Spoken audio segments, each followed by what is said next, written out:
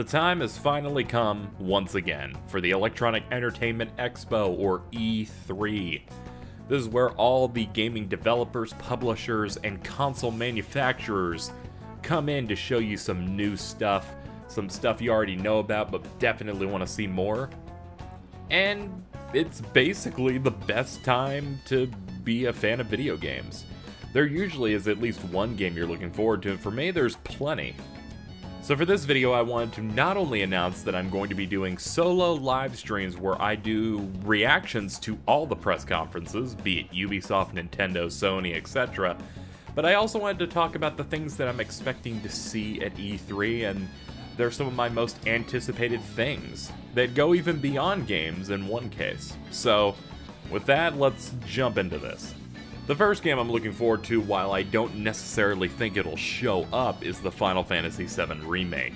Ever since E3 2015, I have basically associated this remake with E3. It was one of the biggest and best reveals for a game I've ever seen at E3. And I love Tetsuya Nomura, I love his games, and I love Final Fantasy and JRPG, so this is a match made in heaven. Unfortunately, we haven't seen much of the game. The game has recently dropped CyberConnect 2 as its main developer and is now going into internal development, so part of me feels that even though it's been 2 years since the announcement, we won't see it at E3 because of this, but there's still hope. I'm down with seeing some of the progress they had made. Hell, I'll even take a CG trailer. So long as you just give me something, I won't complain, because good lord does this game already look incredible from the very little they've shown so far. Now the next game I am much more confident in it appearing at E3, like I'm 100% sure it's going to show up or things are going badly with it, it's Kingdom Hearts 3, of course. Kingdom Hearts 3 being in development for about 4 years now. They lost some progress for about a year due to engine changes, and since then we've seen a little bit of gameplay around 2015 at both E3 and Jump Festa, and it looks absolutely beautiful. Everything just looks amazing, and it looks great. And there's a lot of me just going, this looks great, this looks like Kingdom Hearts, this looks like the best looking and greatest adventure yet. I want to get my hands on it. I'm confident that this game is going to come out towards the end of next year at the very latest, and the only way to know if that's true is if we see a trailer at this E3. They need to give some confidence that this game's getting done, because what they've shown so far looks amazing. And if they can just continue that, that would be great. The last announcement we've gotten from this game that was really of anything was toward the end of 2015 with this trailer and a confirmation that Big Hero 6 is one of the worlds. We need a little bit more. A couple world announcements, some characters, some cutscenes shown off, some new gameplay. I feel like we're gonna see that by the end of Monday at Sony's E3 press conference, and if not, wouldn't be the first time I was disappointed. But I hope not. Moving on to a less obvious game, we have SpiderMan PS4 by Insomniac. They don't have a title for this one yet, but it's the next big Spider-Man game, and I'm a lapsed fan of these types of games. The last major one I really sunk my teeth into was the Spider-Man 2 movie game, which was absolutely spectacular, but I got a lot of vibes from it, from the opening swing into the city that you can see on screen, and some of the moments like jumping out of this building just make me go, okay, what is this? You know, so cinematic, looks beautiful, and has a fantastic studio behind it with Insomniac, basically a perfect fit. So I just want to see more of this game, and there are people at Marvel who had said it was coming out this year maybe, and I'm holding out hope. It would be fantastic. We'll find out at E3. The sooner, the better. The fourth game, which I'm very excited to see at E3, is Super Mario Odyssey, the next mainline Mario game.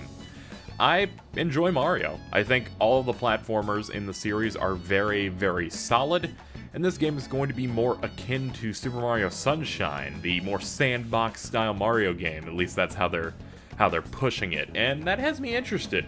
The new Donk City setting and the various other worlds look really cool, but I need to see more gameplay. They basically confirmed it for the end of this year, and I know that that's going to be their major game like Zelda last year that they're going to be pushing, so I'm excited to see more of it. And yes, of course, the footage you're seeing here is totally Mario Odyssey. I I didn't want to get a copyright claim from Nintendo, so this is what you get. Enjoy it. So rounding out at number 5 of my 5 things to be excited for at E3 that have already been announced is Project Scorpio.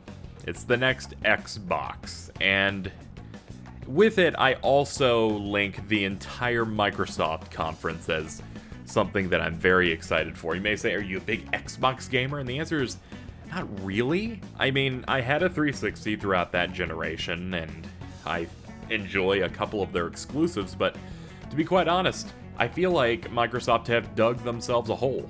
They have screwed up royally this generation, whether it be Don Matrick and the entire always-on DRM, if you don't like our policies, buy a 360, all this complete nonsense, the TV shit that completely ruined it and set PS4 up to crush them and just really ruin them back in 2013.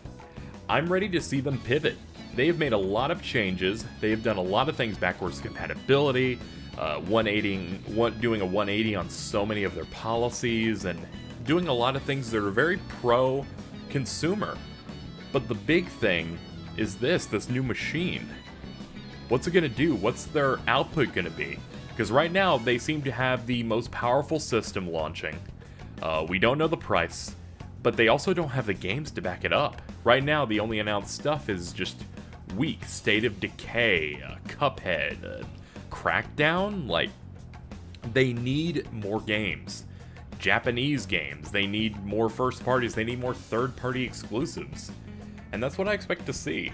I feel like this Project Scorpio and this entire press conference is gonna be really important for them. I need to see why I would even want to have one of these damn things.